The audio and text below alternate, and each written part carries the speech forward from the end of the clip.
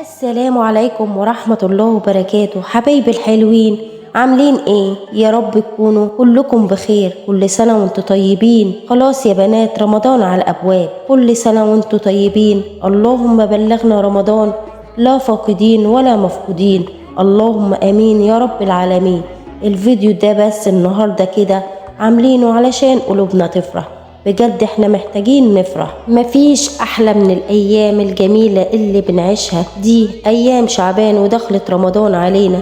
فاكرين بوجي وطمطم وشريهان وفوازيرها الجميلة؟ عمو فؤاد، فاكرين الايام الجميلة دي؟ فاكرين لما كنا بعد الفطار بنستنى بوجي وطمطم، وكمان على السحور بنستنى سيد مكاوي وهو بيسحرنا؟ ولا الاعلانات الجميلة والايام الحلوة اللي كان لما كان بابا بيجي كان لازم السحور كده يترص والزبادي وطبق الفول الاساسي؟ تعالى دلوقتي بقى طبق الفول مجرد زينة.